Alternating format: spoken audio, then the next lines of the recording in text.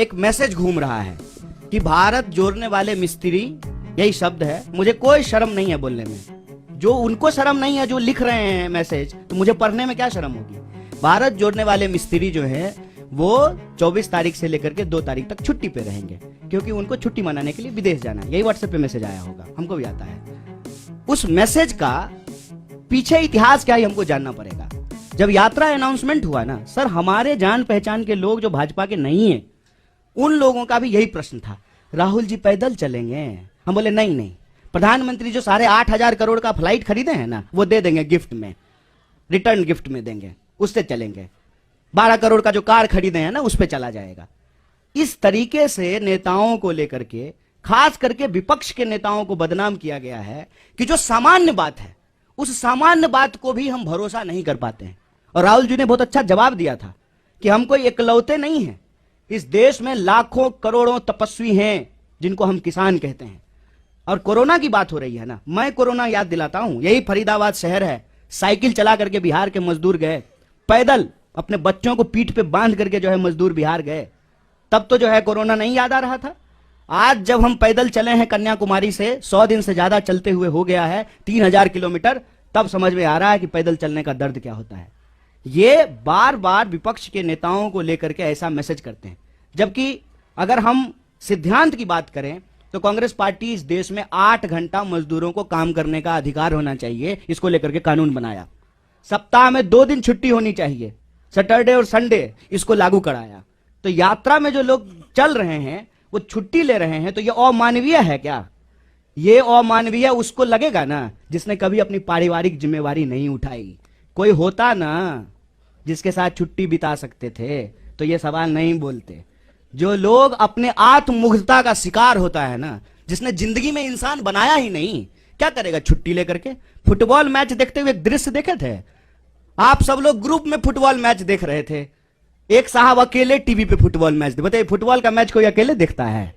हैं? देखे थे कि नहीं देखे थे? इस बात को समझिए। और जो तमाम लोग परिवार बना रहे हैं ना, शादी कर रहे हैं, बच्चे पैदा कर रहे हैं, ये आपको अनैतिक बोल रहे हैं। और खुद जो जिम्मेवारी नहीं निभा पाए, डर से भाग गए, क्योंकि आई लव यू कहने के बाद आई लव यू टू भी होता है और उसको निभाना भी होता है। जो ये नहीं कर पाए ना, वो अपने आप को नैतिक बोल करके आपके कंधे पे बैठे हुए हैं। आंख खोलिए साहब, परिवार चलाना एक जिम्मेवारी है, छुट्टी मिलना एक मानवीय अधिकार है, अपने रिश्तों को निभाना सामाजिक दायित्व है। हम देश का दायित्व निभा करके परिवार का दायित्व निभाएंगे, इसमें क्या बुराई है? किस लिए आप कमाते हैं? कि आपके शादी हो, बच्चे हो, परिवार हो, इसलिए कमाते हैं ना? क्या दिक्कत है इसमें? और मैं बताऊं, इसका टेक्निकल कारण है, ये बात हम लोग बोलना नहीं चाहते थे। हमारा कंटेनर रिफर्बिश होना है, हमको पहाड़ में जाना है, उसको जो है दोबारा से तैयार किया जाएगा, लेकिन इनको मौका मिलना चाहिए यात्रा को किसी भी तरीके से बदनाम करने का। पहले दिन से ये बोल रहे थे कि ये चलेंगे नहीं, विदेश चले जाएंगे। अरे विदेश जाने का आरोप जो है वो हमारे नेता के ऊपर लगता है। अब बास्को डिगामा की चक्कर की तरह जो दुनिया का चक्कर प्रधानमंत्री लगा रहे हैं। हमको लगता है कि जब प्रधानमंत्री स्वयं इतना विदेश घूम रहे हैं तो विदेश मंत्रालय की जरूरत क्या है? विदेश मंत्रालय तो होना ही नहीं चाहिए। इस तरह से यात्रा को बदनाम करने की कोशिश की जाएगी। मैंने आपको कह दिया 4 बिंदु हैं चौतरफा हमला में। पहला बिंदु कि ये यात्रा की प्रासंगिकता पे सवाल उठाए, दूसरा बिंदु इन्होंने यात्रा को बदनाम करने का कोशिश किया, तीसरा बिंदु कि मंदिर क्यों जाते हैं, और चौथा बिंदु जो मैं बार बार आपको कह रहा हूं यात्रा को लेकर के कि कुछ भी कोई बहाना लगा करके अब ये यात्रा को रोकना चाहते हैं, पर ये यात्रा रुकेगी नहीं। मैं प्रहलाद जोशी को एक चुनौती देना चाहता हूं। अगर वो जो कह रहे हैं सच निकलेगा, मैं पब्लिकली माफी मांगूंगा। अगर वो जो कह रहे हैं सच निकलेगा तो मैं पब्लिकली माफी मांगूंगा। अगर वो जो कह रहे हैं सच नहीं निकलेगा, उनको पब्लिकली माफी मांगनी चाहिए।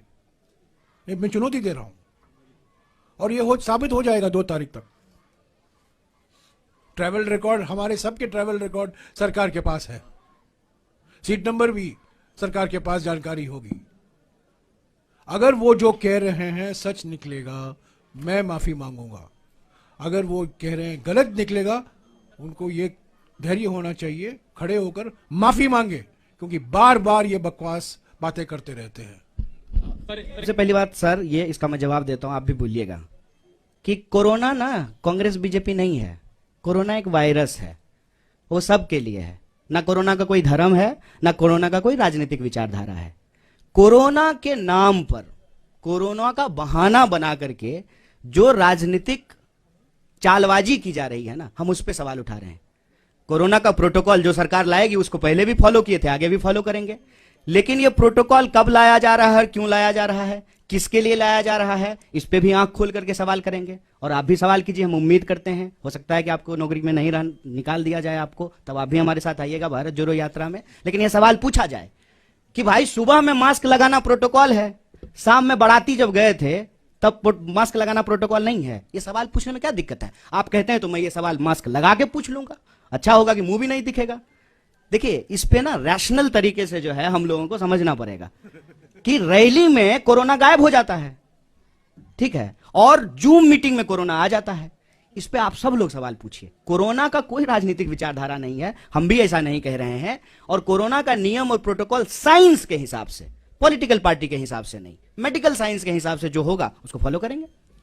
आज सुबह से मैं मास्क पहना हूं और आज सुबह मैंने सभी भारत यात्रियों से गुजारिश की वो मास्क पहने। कल सभी लोग मास्क पहनेंगे। आज कुछ लोग, एक मिनट, आज कुछ लोग मास्क पहने क्योंकि हमारे पास 250 मास्क नहीं थे, पर मेरे पास थे तो मैंने पहना, और कल सब लोग पहनेंगे। अगर मास्क पहनना जरूरी है, हम पहनेंगे, उसमें क्या है?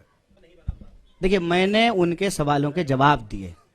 मैं भाजपा के ऊपर अपना समय न कभी नहीं बर्बाद करूंगा साहब। सवाल हम हमेशा देश की जनता के लिए उठाते हैं।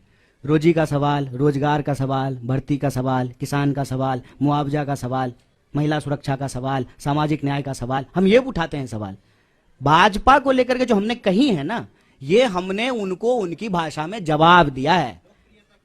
लोकप्रियता तो आपकी भी कृपा है साहब मैं इस पे बोलना नहीं चाहता हूं गए हैं, ये बड़ी चिंता की बात है। लेकिन भाजपा के एक मंत्री ने कहा है कि फिर गाना गा देंगे, कोरोना चला जाएगा, गो कोरोना गो।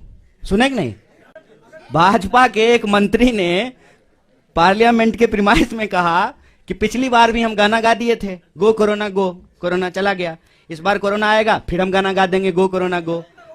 हम ये नहीं कह रहे हैं, हम ये कह रहे हैं कि हम साइंस में बिलीव करते हैं। जो भी प्रोटोकॉल सरकार का होगा, जो एडवाइजरी होगा, उसको फॉलो करेंगे। देखिए, हमारी कोशिश तो यही है कि इस देश में सकारात्मक राजनीति हो, पॉजिटिव पॉलिटिक्स हो, क्योंकि उस पॉलिटिक्स में का फायदा ये होगा कि हार जीत किसी की हो, लेकिन उससे लोगों को फायदा होगा। अगर हम राजनीतिक विमर्श के केंद्र में बेकारी का सवाल ला पाए, महंगाई का सवाल ले पाए, एसएमईज जो small scale medium scale industries का सवाल है, महिला सुरक्षा का सवाल है, किसानों को मुआवजा का सवाल है, खेती का सवाल है, सीमा सुरक्षा का सवाल है, तो उससे देश को फायदा होगा। चुनावी परिणाम चाहे जो भी हो, लेकिन इस आधार पे अगर राजनीतिक विमर्श होगा, लोगों के बुनियादी सवाल पर होंगे, तो लोगों को फायदा होगा। हम वो प्रयास कर रहे हैं, कितनी सफलता मिलेगी ये तो देखने वाली बात है। This video is sponsored by Mahalakshmi Jewelers, United Hospital, KBN University, Shaheen Group of Institutions, Fine Art Designers, Chulbul Furniture and Lighting, Sparkles International School, M. Release Premium Cakes and Desserts, and by Adarsh Traders.